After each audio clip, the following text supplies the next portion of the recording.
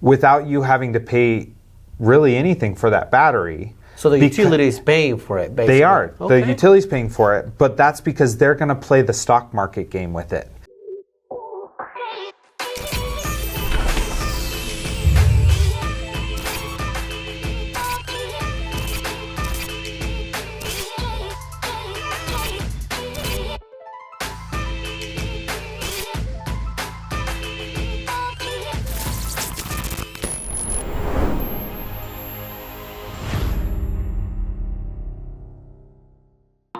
All right, well, welcome everyone. Welcome back to another episode of The Huddle.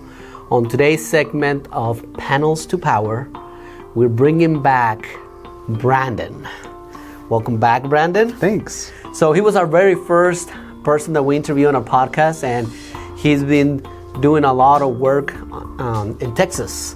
Yeah. So this episode is all about Texas, what's going on in Texas, why we're going to Texas, or why it's a good place to start, installing systems in Texas. So go ahead, Brandon, just take it away.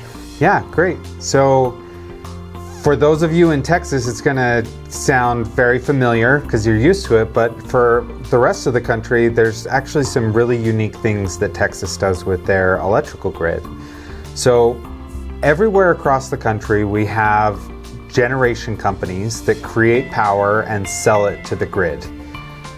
We also have distribution companies that take that power and distribute it out, and they're the ones who own the power lines and all of that. In some markets, those are the same company, and that's kind of what we're used to in the west of the United States, where it's one company that creates the power and also distributes the power. And then in Texas, they have a third company that is who you buy your power through, or your REP, your recognized energy partner. Okay. And so think of it kind of like your cell phone service, where they can all share the same cell phone towers, okay, but you can choose between T-Mobile or AT&T or Verizon or whoever, okay, right? Okay. So you have the choices, and you can shop around and you can switch. And you can have cancellation fees for switching from one to the other, but you can also have promotions for switching from one to the other. So it's kind of the Wild West, literally, in Texas when it comes to energy, because everyone has the same distribution company who owns the power lines, but you and your neighbors all have different reps. Okay. You all can choose, and you can switch at any time that you want. So you're saying I can start, as an example, I can start with T-Mobile, and then T-Mobile, I don't like it, and a year later, because my contract's for a year, then I can switch to AT&T. Or even Verizon. End early and take a promotion and pay the cancellation fee, all that kind of stuff. So it's exactly like we're used to in the rest of the country, where we do have a choice, but it also means that it's deregulated. Okay. So when you're only offered one power company to purchase, like here in Utah, or in California, based on your geography, you are given one power company that you have to be a customer of. In order to operate in that monopoly, most of those states have organized some sort of regulation from the government side to make sure that those monopoly companies are doing what they're supposed to be doing. Okay. So the Public Service Commission, or there's a bunch of different names for them all around the country.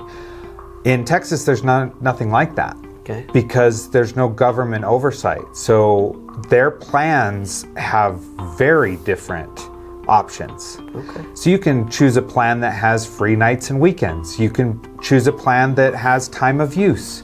You can choose a plan that supports pets and pet adoption, and all of them have billboards and advertisements, and there's a lot of different choices.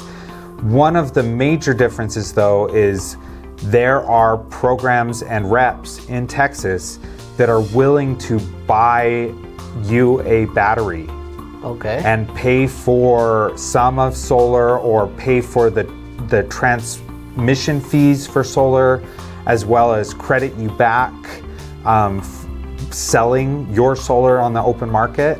So you're technically selling through that rep to the open grid. Okay. And there's so many different choices there.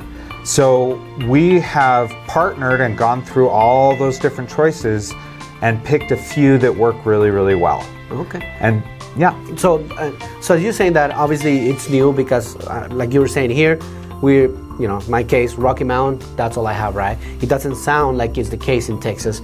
So for me, a person, I live in Texas, and I have a specific, company that I work with. How do I know I'm going with the right company, or how do I know that getting a system like a battery or a solar system can benefit me because of the company that I work with? So trying to, dumb it down a little bit for me, Yeah, so that's the problem, is that there are so many choices. Okay. Right? And you never feel like you can do your due diligence enough. Okay. Because every choice has different options and all these different kinds of things. So we've tried to simplify it and look for programs that anyone, no matter what your power company is now, can switch to, and you can get a battery, or you can get a major portion of your system covered by the utility. And that's very different than here, because the utility grid in Texas is what's called an energy community. That means the federal government has already evaluated that it is underserved. There is not enough power to keep up with the current demand, let alone the growth. People are flocking to states like Florida and Texas from, more northern states, New York, or from California, places that maybe have high taxes or different reasons. Their businesses and stuff are all flooding into this market in Texas. AI, Tesla's building their big thing, SpaceX is building all of their rocket ships in Texas, stuff like that. So there isn't enough electricity to go around. Okay. So the power company is willing to invest in a battery for you to have the benefit of a battery during a power outage without you having to pay really anything for that battery. So the utility is paying for it, basically. They are. Okay. The utility's paying for it, but that's because they're going to play the stock market game with it. When electricity is really expensive, they're going to push power out of your battery and sell it back to the grid, to the open market. And when electricity is really cheap in the middle of the night, or there's lots of extra, or from your own solar, they're going to charge the battery off of that. And they're going to be playing that game to monetarily benefit enough that it makes it worth it for them, on top of the incentives that they give to the customer. As you're saying that, it amazes me, learning all these different things, because, for example, we just heard that in Utah they're trying to do, an AI location, right? Yeah. And you're talking about SpaceX, you're talking about Tesla in Texas, and how they use a lot of power of the grid that is affecting customers in their household. And I think it's just a matter of time. And I love when I hear things like this. Obviously, we're not trying to say, hey, this is exactly what's going to happen in the future, but it's happening in other states, and this is where you're coming in Texas, and you were able to figure out a way, how can we help get the customers? And that's the beautiful thing about ES Solar. Once more, bragging about our 100% customer satisfaction. We are trying to find ways on how to help you, or the customer, or the individual, to find better savings, or maybe not even savings, but that commodity of electricity that can bring us, that we right now don't have to worry about it here in Utah, but it sounds like in Texas people have to worry about it, or even in California, right? People have to pay a lot more when the grid needs it. So tell me a little bit more about this. This is so intriguing to learn that utility companies are paying for people to basically get a battery, get a solar system. We'll pay you, we'll incentivize you, because obviously they're trying to save their problem, which is the grid. But here we are, there's solutions for problems like that, and this is where ES Solar comes in and tries to educate the customer as well. Yeah, electricity is really expensive in Texas. It's quite a bit more, which is surprising because they have so much energy resources and oil and things like that, but they're really underdeveloped when it comes to the amount of population that they have in the electricity grid. And it's going to continue to grow, right? Right.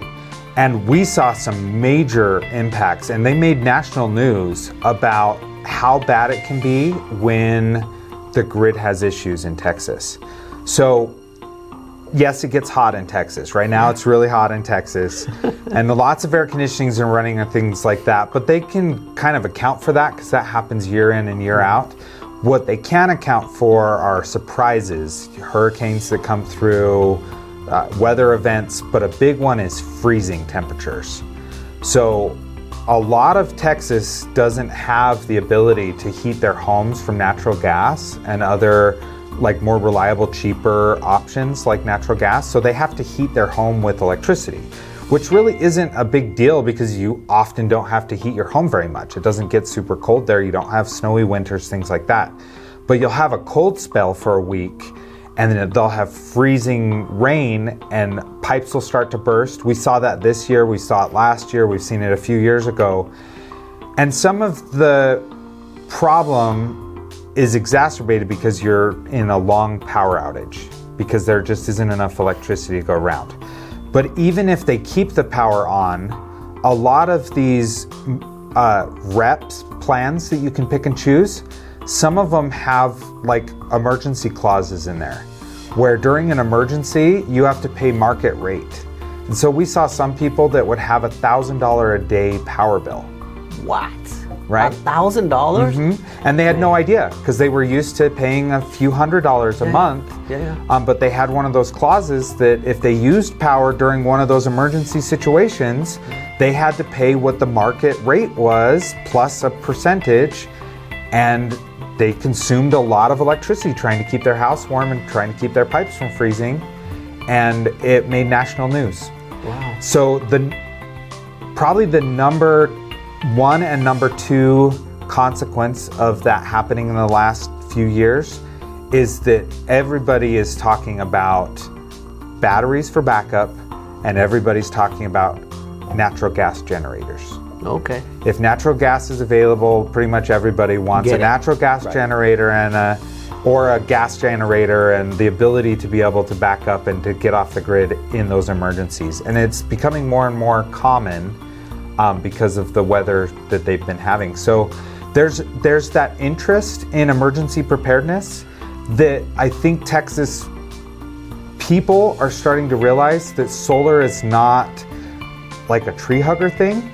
It's not necessarily about like environmental protection, stuff like that. The reason the tax incentives are still out there for batteries and these programs and the utilities is because it is a security thing.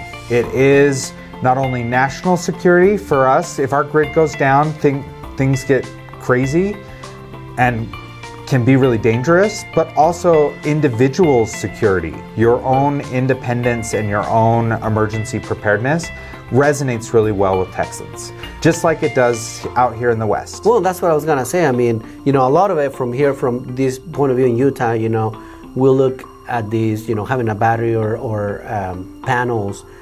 You don't look at it as a necessity. You look at it as a niche. You look at it's a good thing to have, right? But for a lot of people, it's preparedness, right? Like I said, for me, my house, the power used to go all the time.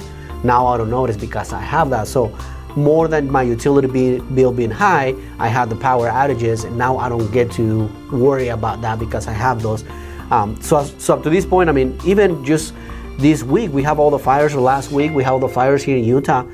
My battery legitimately saying, hey, we're not gonna use any of your battery right now because of the state of emergency. It could, we wanna keep your battery 100%, so in case the power goes out, you have my system, my phone, my Tesla app created that because I said I wanna be part of it, right? Yeah. And that is so cool to see that alert on my phone, because obviously I felt my phone, I was like, what is this? And the alert was, hey, we're not gonna use your battery, we're gonna keep it 100% throughout the day, just in case of an emergency that the power does go out, you can go ahead and use power from your battery.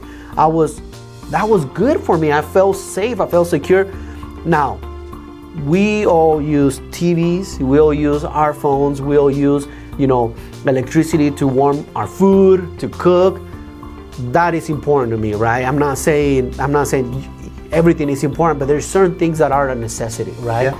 And when I got that alert and I knew that my system was protecting me in case of a fire and a power outage, it felt good, So a lot of times, it's not about the cost of the system. It's about what's important to you. Yeah. And obviously, we're talking about Texas right now, and you're pointing out how the cost of electricity is pretty high, how I mean, it sounds like the cost $1,000 a day. That is crazy. In case of something goes wrong, that is insane. So where are we going as ES Solar? Which locations we serving?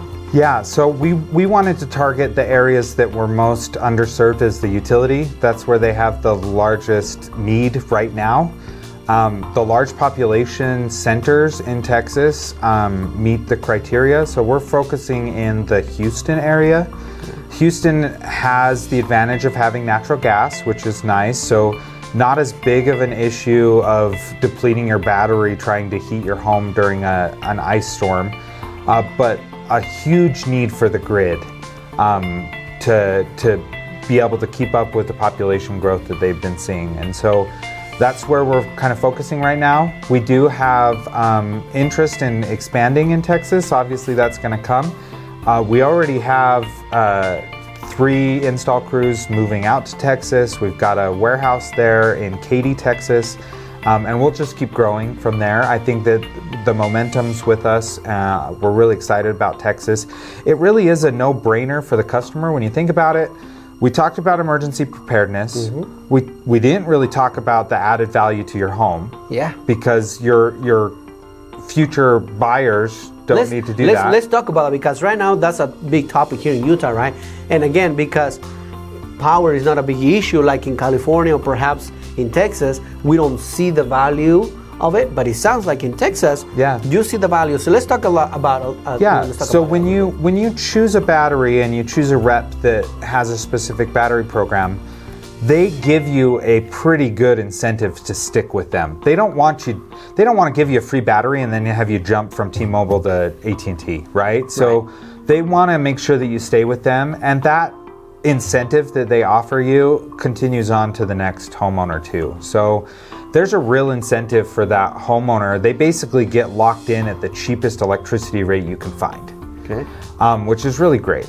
And so there's a value to buying a home that has pre-existing solar and batteries already installed.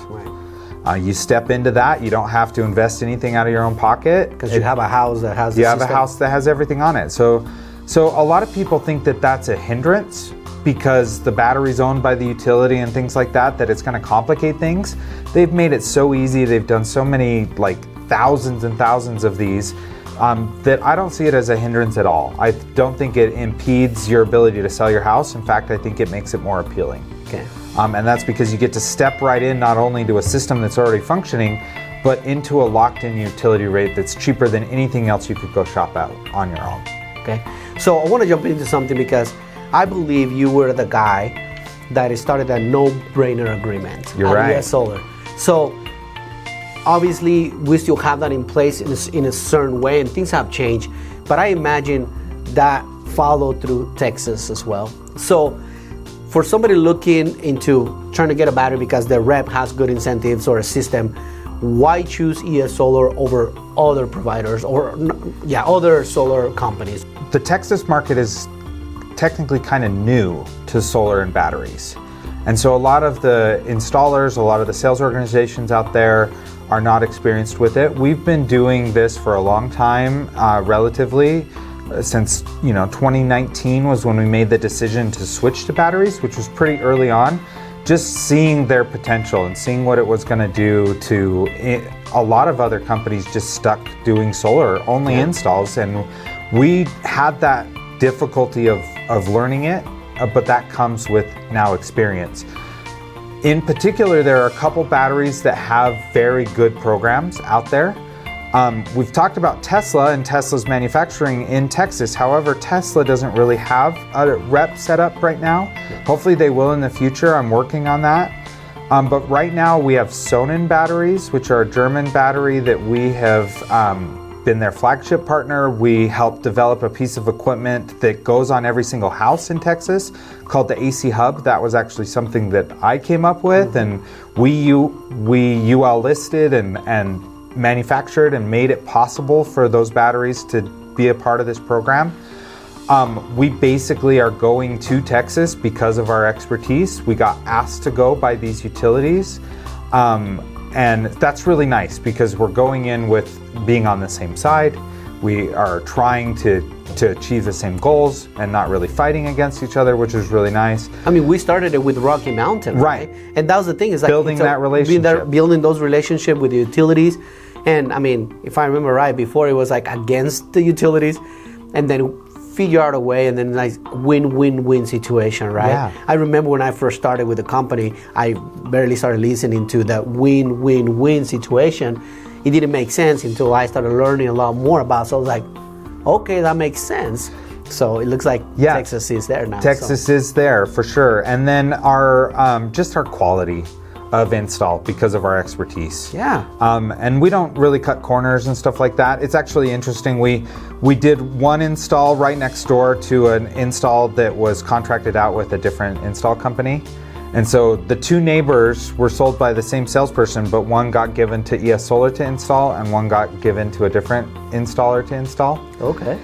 Just the way that the programs work there, they don't always get to choose us as the installer, but they do if they get to go through us, if they go through us directly. So comparing the two, it was night and day. Really? Yeah, it took 3 or 4 days for the one crew to do the install. We got ours done in all one day. We passed our inspection the very next day. We used, all the electrically approved, NEC compliant, metal conduits, metal fittings, really followed the letter of the law. That comes from a lot of my expertise with the design team and the engineering team and knowing all of the codes, but also just the quality of our install. Compared to the neighbors, that they were just struggling, and it ended up looking not like a good install. Well, and as you're saying that, it sounds, obviously we have the experience, we have all the licenses, we know the codes, we know all of that. But it sounds like at the same time, the utility company chose ES Solar, right? So if I'm a homeowner in Texas, how do I find out if my rep can work with ES Solar, or how do I find out that my utility can work with ES Solar? How does that work? Yeah, so you don't get to take your existing rep and work inside of a program there unless you just happen to be lucky enough to be already on one that has a program. Okay. So the two reps that we work with, one is it's actually a financing company called Solrite. Okay. And the financing company Solrite represents the rep and does all of the financing and everything of the battery and the solar. So you actually don't pay for the solar, you pay for the electricity that the solar produces on that particular program. So that's a really great program out there. The other one that we have is an Octopus is the rep.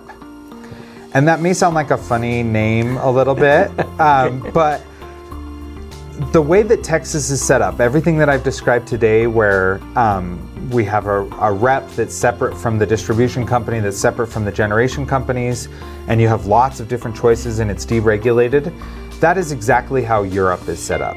Okay. And so Octopus is the #1 rep in the European market. Okay. And they've been doing these battery programs and everything there. And they wanted to get into the US market, and they chose to work with ES Solar and chose to work with a battery that we love called Lunar, and come to Texas and specifically do... So that's the second battery. Lunar is the second battery. Yep, Lunar's the second battery. Sonnen and Lunar, okay. Yep, Sonnen and Lunar. And occasionally we have to use other batteries in those programs if it, for whatever reason, but pretty exclusively it's Sonnen and Lunar. Okay. And they're big batteries because the utility wants to play that stock market game. So they're not going to put a little dinky 10 kilowatt hour battery that only lasts, 30 minutes during a power outage or whatever. They're going to put big batteries. And so these are 60 kilowatt hour batteries or 30 kilowatt hour batteries. So you have an actual virtual power plant in your home. Big, massive batteries. Okay. Yep. And they're either on the outside of your home or inside your garage. They don't take up as much space as it sounds like, but just their electrical volume is very large. Wow. And the whole point of that is to, one, provide you with the power outage security that you need. That's your benefit as a homeowner. The advantage for the rep is they get to use that battery to charge it when electricity is super cheap and sell it back to the grid when electricity is really expensive. I think it's a great win-win for everybody because it makes... Because you're already paying for electricity no matter what right now without a battery. Right. And when the power goes out or something happens, you don't have power at all. So... And then, like I said, they lock you into a really cheap rate for a long period of time to incentivize you to stick with them. Rather than paying the high rate when the power outages or whenever things take place. Well, that's very unique and it's definitely different. So tell me a little bit about how's the experience been for you? Obviously, I know you pioneered that process to move to Texas and get ES Solar there. Like, what are the things that you have found out, that it helps us to be over there? I think like anything else, getting to know a culture of a people, getting to know the community that you're involved in, and we've really loved the overlap of just our values together with the Texan values. I feel like they're very independent. I feel like they're price sensitive, that they want to get a good deal, that they value ownership, that they value working with reputable contractors. I think that those kinds of things are really important for them. I think they are used to kind of being overstimulated by choices. And so it's nice to come in with really just simplified solutions for them so that they don't have to try to wade through all of that on their own. It's nice to have somebody who's already done all that legwork for them. That's been a stepping stone, I think, for us to learn how to replicate that in other markets. So there are other energy communities out there that we're looking at, other markets that we will expand into in the near future. We're looking at acquisitions of other solar companies that we can do. Stuff like that is basically our way of taking what we have perfected at ES Solar and really seen as an advantage and is appealing towards our customers, and being able to either expand into markets where they're at or to buy companies that are in markets where they're at and teach them the ES Solar way. So Texas is kind of the first stepping stone of us trying to do that as we expand our ES Solar success to other markets. So I know, and I'm sorry for all this, and I know you're not a sales rep, but do we still have sales reps out there that actually go and meet with people and talk to people as well? Yeah, so we do. You have the ability to sign up through the portal with the rep. Okay. You have the ability to sign up by contacting us or us contacting you. Okay. And we can do that over a phone call and get that all set up. And we do have sales reps in our office. There are not many yet, so we're looking to grow that. Yeah. The nice thing is, because the utilities asked us to come, they had work for us to do. Right. So we've been able to keep our install crew busy and start forecasting out, growing the operations side of things, the engineering teams, the install capacity for us as a company to be able to do more homes every day. And I believe that it's perfect timing to now start growing the sales team out there. So we understand that Texans also get their doors knocked a lot, because electricity is not the only thing you have a choice on. Right. You have choice on garbage, on water, on pest control, on security, on everything you can think of. Even, they get a hailstorm and a bunch of people will knock on your door to try to fix the hail damage on your cars and things like that. So they get a little bit overstimulated from their traditional solar door knocking approach. So it's nice that we're developing a mix and a variety of ways in which we can reach out to customers and they can reach out to us. Beautiful. So if you're a sales rep and you're in Houston, Houston, or want to relocate to Texas. Maybe a good option for you. I mean, it sounds like, obviously, we are a reputable company, right? Utility companies deciding to work with us because of the type of work we do. So that is lovely to hear, because a lot of times, we get to hear a lot of the negative things that sometimes may take place when we make a small mistake and trying to fix it. But here we are, right? We're trying to do 100% customer satisfaction, trying to fix the things, and that's one of the things that we do. So here we go. If you're trying to relocate or looking for a job as a sales rep in Houston, reach out to us. We can definitely connect you with the right people. Now, warranty-wise, I know in here is different because of the products. It's owned by us. But over there, it sounds like it's different. What is the warranty like? Yeah, so they have a great warranty. Okay. So depending on the program you're in, the product is owned by either the utility rep or the financing company, SolRite, and they maintain it. They pay for all of the service. They make sure everything happens with that for the whole life for the system. So as a customer, you don't even have to worry about. Yeah, you don't have to worry about any of that. You don't have to pay to have any service or maintenance or if something goes wrong, they're going to fix it because it's in their best interest. Because remember, these are tools that utility is using to fix the bigger problem of the grid. And there's an economic engine behind that. And that's why they're willing to give you free equipment in order for you to help fix that problem for them. So it's in their best interest to make sure that your battery is always working, that your solar system is always producing, that those things don't ever really have downtime. What's nice about, though, our relationship with these companies and with the reps is that they are going to rely on us for our customers to do that service. That was going to be my next question. Yeah. My next one was going to be, who's going to service those systems? Yeah, so as long as we're around and we're in the business of solar in Houston, which I think we're going to be there for a long time, indefinitely, hopefully, we will continue to service all of our customers, keep track of their systems, make sure we're monitoring and helping them, and then working with the reps on what we need to do if something happens. So they'll have the normal ES Solar experience, but just a little bit different because of the situation where the rep is buying the battery or buying the equipment for them. Okay. Well, this is the reason why we brought him back.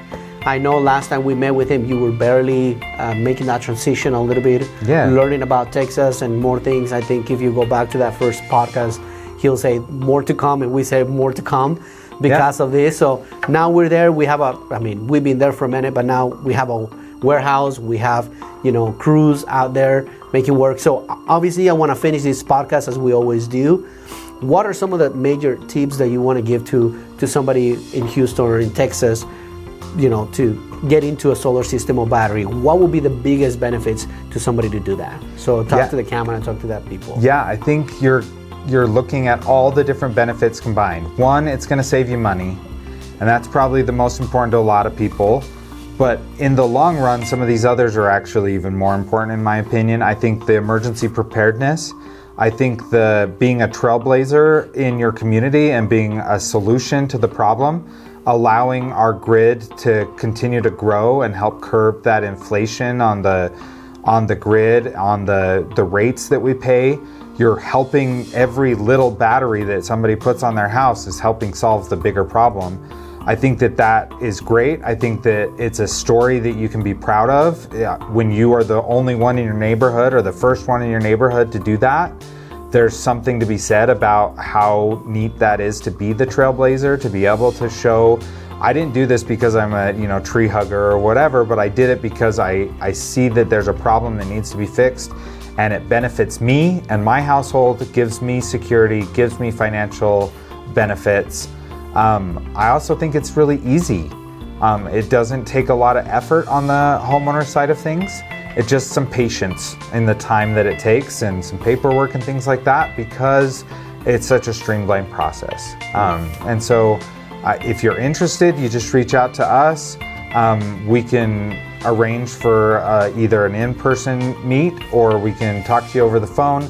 Like I said, it's not as difficult of a sale, so to speak, because you don't really need to be sold on anything. Plus, it's kind of a win-win-win for everybody. It's a no-brainer, like you said. And plus, it sounds like your rep is going to be involved through this whole process. You're not just dealing with a sales rep.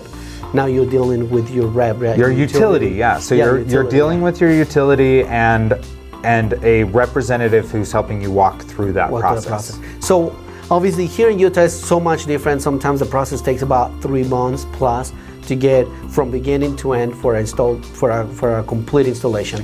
What about in Texas? Yeah, it's about the same. Okay. Yep, because you still need to get building plans through the utility and through the jurisdiction, whether it be the city or the county or whoever. There's still all those steps in the process because you're putting a piece of equipment on your home, which is, again, another testament to us doing it the right way. We make sure that we get all of that before we do the install, which isn't always the case. Well, you're saying at the end of the day, the utility wants to make sure that the job got done correctly because they're the ones that, as well, they're going to benefit as much as the customer. They don't want to do a crappy job so a month later, 2 months, or whatever time frame, come back and have to fix something, right? Exactly. Because it's going to affect them too as well. So it does sound to me like it's a win-win-win situation for everybody. So, sorry I interrupted you. Go ahead. No, it's just there's a lot of those big benefits to think about, and I really feel like there isn't one that I have a concern about when I talk to homeowners. It's not like, oh, well, I might save money, or I might, be able to power my home during a power outage, or I might have some home value increase. They're very definitive, like clear, you're going to save money, you're going to have enough battery to last during a power outage, you're going to have home value, you're going to have a real positive impact on the grid and make a long-term solution and do your part to make that happen. And I just like that as a community, Texas is willing to invest in, and these companies, these power companies are willing to invest in these solutions instead of just saying, well, we don't really have a solution, so let's just jack up rates and make it more expensive for the homeowners to be able to raise funds or whatever and build more power plants or whatever the solution otherwise would be. I think it's a really great solution, and it really talks to a longer term outlook. I think they're setting themselves up to have growth over our whole lifetime. I think you'll see economic and population growth in Texas for a long time because of the efforts that they're doing now. I mean, Texas keeps growing, and I believe I read an article that says it's going to continue to grow even more in the next few years to 10 years. So thank you very much, Brandon, for coming in.